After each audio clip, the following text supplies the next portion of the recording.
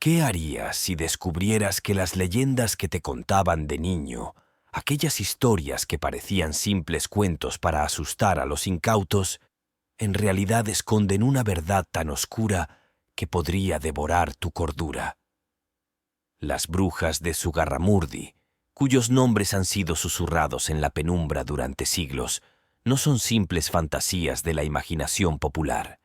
Dicen que ellas aún caminan entre nosotros y que aquellos que se atreven a buscarlas nunca vuelven a ser los mismos. ¿Te atreves a conocer su historia? Si lo haces, prepárate para un viaje que te llevará al borde de la locura. En el corazón de Navarra, donde las montañas se alzan imponentes y los bosques susurran secretos ancestrales, se encuentra el pequeño pueblo de Zugarramurdi. Este lugar, que a primera vista parece tranquilo y pintoresco, oculta en sus entrañas uno de los episodios más oscuros de la historia de España. La caza de brujas que, en el siglo XVII, llevó a la hoguera a un grupo de mujeres acusadas de practicar la magia negra. La historia comienza una noche de diciembre de 1610. La luna llena brillaba en el cielo despejado, arrojando una luz pálida sobre el paisaje nevado. En la pequeña iglesia del pueblo, un grupo de aldeanos se había reunido, no para rezar, sino para discutir los extraños sucesos que habían comenzado a ocurrir en Zugarramurdi. Los animales enfermaban sin razón aparente, las cosechas se marchitaban, y los niños sufrían pesadillas tan terribles que despertaban gritando en mitad de la noche. El miedo se apoderó rápidamente de la comunidad, y no pasó mucho tiempo antes de que las sospechas se volvieran hacia un grupo de mujeres que vivían en las afueras del pueblo. Estas mujeres, que habían sido siempre vistas como un tanto excéntricas, eran conocidas por sus conocimientos de hierbas y remedios naturales, habilidades que, en tiempos de superstición, fácilmente podían ser interpretadas como prácticas de brujería. El rumor se extendió como la pólvora, y antes de que terminara el mes, las mujeres fueron arrestadas y llevadas a la Inquisición. Allí, bajo tortura, confesaron lo que los inquisidores querían escuchar. Habían participado en aquelarres, adoraban al diablo y lanzaban maleficios sobre el pueblo. Estas confesiones, arrancadas bajo un dolor indescriptible, sellaron su destino.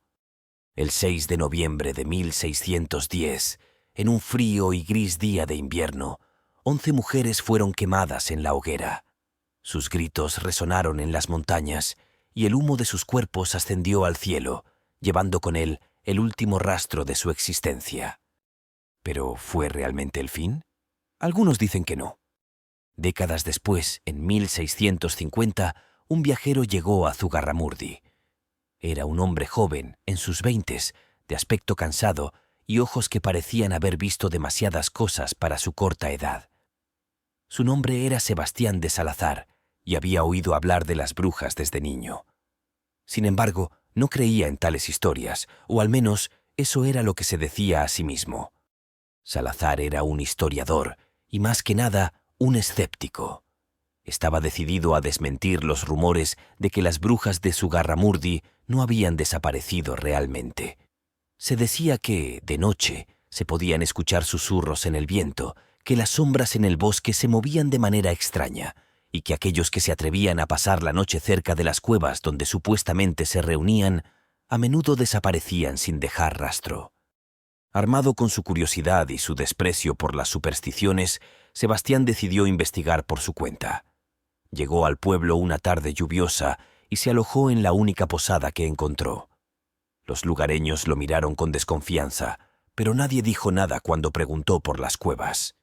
Solo una anciana, cuyo rostro arrugado parecía un mapa de sus innumerables sufrimientos, le advirtió en voz baja: «No vayas ahí, muchacho. Hay cosas que es mejor dejar en paz». Desestimando la advertencia, Sebastián se adentró en el bosque al día siguiente. A medida que avanzaba, la vegetación se volvía más densa y una sensación de opresión comenzó a crecer en su pecho. Pero no se detuvo. Estaba decidido a encontrar las famosas cuevas y demostrar que no eran más que un lugar más en el bosque, sin ningún misterio ni maldad. Finalmente, después de horas de caminar, llegó a su destino. Las cuevas de Zugarramurdi no eran especialmente grandes, pero había algo en ellas que hacía que el aire pareciera más pesado, como si las mismas paredes estuvieran impregnadas de una antigua maldición. Sebastián encendió una antorcha y entró, sus pasos resonando en la oscuridad. El interior de las cuevas estaba frío, mucho más de lo que debería estar en esa época del año. Mientras avanzaba, la luz de su antorcha reveló extraños símbolos grabados en las paredes, símbolos que no reconoció, pero que le hicieron sentir un escalofrío recorriéndole la espalda. Había algo profundamente perturbador en esos grabados, como si los ojos de seres invisibles lo observaran desde las sombras. Sebastián continuó avanzando, su escepticismo comenzando a resquebrajarse. De repente, escuchó un murmullo, tan suave que casi lo descartó como el eco de su propia respiración. Pero el sonido se repitió, y esta vez estaba seguro de que no provenía de él. Detuvo sus pasos y escuchó atentamente. El murmullo se hizo más fuerte, transformándose en una especie de cántico, una melodía antigua y llena de dolor. El joven historiador, con el corazón latiendo con fuerza en su pecho, decidió seguir el sonido. Mientras se adentraba más en la cueva, la luz de su antorcha comenzó a parpadear, como si una mano invisible intentara apagarla. Sebastián, con la piel erizada, avanzó hasta llegar a una amplia cámara subterránea. Allí, en el centro, vio algo que lo hizo detenerse en seco. En el suelo, rodeada por un círculo de piedras negras, había una figura. Era una mujer, o lo que quedaba de ella. Su cuerpo estaba en descomposición, pero lo más aterrador era que parecía haber sido momificada de manera natural, como si el tiempo en esa cueva hubiera dejado de avanzar. Sus ojos, aunque vacíos, parecían mirarlo directamente, y su boca estaba congelada en una mueca de terror.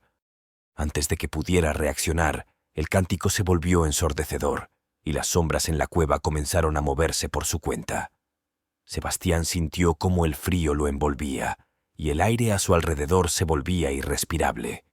Su instinto le gritaba que corriera, pero sus piernas no respondían. Era como si algo lo hubiera atrapado, sujetándolo con una fuerza invisible. De repente, la figura en el suelo comenzó a moverse. Lentamente, con un crujido que resonó en las paredes, la mujer levantó la cabeza y lo miró fijamente. Sebastián sintió un terror puro, primitivo, apoderarse de él. Intentó gritar, pero ningún sonido salió de su boca. La figura se levantó, sus movimientos antinaturales y espasmódicos, como si cada uno de sus músculos estuviera bajo un control ajeno a su voluntad. El historiador retrocedió, tropezando con las piedras, pero era inútil. La figura se acercaba, y con cada paso que daba, el aire se volvía más denso, hasta que fue incapaz de respirar. En su último momento de lucidez, Sebastián comprendió que había cometido un terrible error. Las brujas de Zugarramurdi no eran solo leyenda, eran reales, y él había despertado algo que debía haber permanecido dormido. Los aldeanos encontraron su cuerpo días después, a la entrada de la cueva, con los ojos abiertos de par en par y la expresión de un hombre que había visto el mismísimo infierno. Nadie se atrevió a tocarlo, y lo enterraron en una tumba sin nombre en el cementerio del pueblo. Dicen que, desde entonces, las noches en Zugarramurdi se han vuelto más oscuras y que, si uno escucha con atención, puede oír el murmullo de una antigua canción flotando en el viento. Si te ha gustado esta historia, no olvides suscribirte a nuestro canal de YouTube para más relatos escalofriantes. Nos vemos en el próximo vídeo.